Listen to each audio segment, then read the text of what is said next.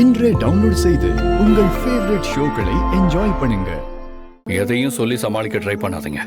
நீங்க இங்க வந்ததும் ஆதித்யா நான் எங்கன்னு உங்ககிட்ட கேட்டிருப்பான்ல. பதில் சொல்லுங்க பாரதி. ஆதித்யா என்ன கண்டிப்பா கேட்டிருப்பான். என்ன பதில் சொன்னீங்க? சரி, அதெல்லாம் விடுங்க. நீங்க சொல்ல மாட்டீங்க. எதுக்காக என்கிட்ட சொல்லாம இங்க கிளம்பி வந்தீங்க?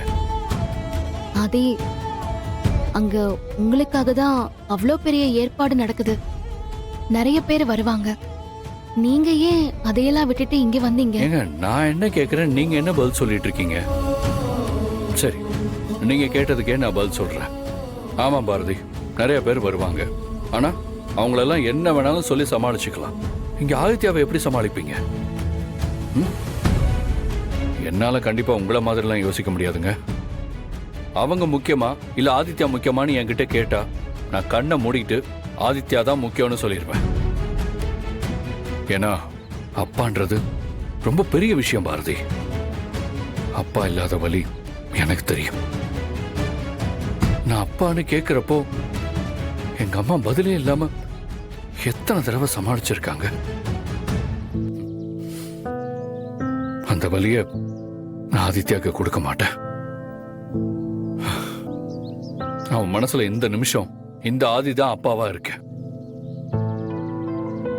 நான் இவ்வளவு சொன்னதுக்கு அப்புறமும் நீங்க எப்படியே பேசாம இருந்தீங்கன்னா ஓகே பாரதி, நான் கிளம்புறேன்.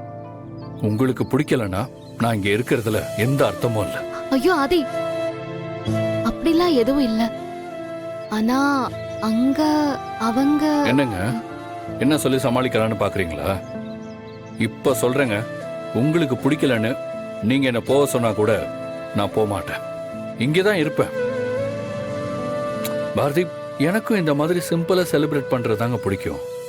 இந்த மாதிரி ஒரு பீஸ்ஃபுல்லான இடத்துல வரப்போற வருஷம் நல்லா இருக்கணும்னு வேண்டிக்கிட்டு நமக்கு பிடிச்சவங்களோட இருக்கணும் தான் நானும் வேண்டிப்பேன்.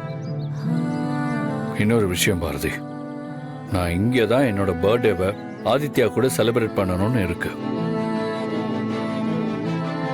என்ன பாரதி, பலமா பதிலே இல்லாம யோசிக்கிறீங்க? இந்த சாமியோட அருள் எனக்கு கிடைக்க கூடாதுன்னு நினைக்கிறீங்களா? ஐயோ ஆதி, ஏன் இப்படி எல்லாம் பேசுறீங்க? பின்ன நான் வந்ததுல இருந்து நீங்க நடந்துக்கிறத பார்த்தா என்ன இங்க இருக்கவே வேண்டாம் போன்னு சொல்ற மாதிரியே இருக்கு. நான் உங்க கூட சந்தோஷமா இருந்துருவேணும்னு யோசிச்சு நீங்க ரொம்ப கஷ்டப்படுற மாதிரி இருக்கு. இப்ப என்ன, நீங்க ஆதித்யாவோட பர்த்டேவை கொண்டாடணும், அவ்வளவுதானே? அம்பா, இப்பதான் புரிஞ்சதா உங்களுக்கு? ஓகே ஆதி, நீங்க எங்க கூட இங்கேயே இருங்க. பர்த்டே பாய், அங்க பார்ட்டியை விட்டுட்டு இங்க வந்துட்டீங்க? ஆதித்யா உங்களை ஏதாவது கேட்டுட்டு இருந்தான். பாரதி போன் பண்ணி உங்ககிட்ட பேசினதுக்கு அப்புறம் தான் அவ சமாதானமே ஆனான். ஆமா பாட்டி, பாரதி கூப்பிட்டா வராம இருக்க முடியுமா? அதான் வந்துட்டேன். தம்பி, இங்கே நின்னுட்டு இருந்தா எப்படி? அங்க அன்னதானத்துக்கு எல்லாம் ரெடி பண்ணியாச்சு, வாங்க போலாம். பசங்களா, அப்பா கூட்டிட்டு வாங்க. வாங்க போலாம்.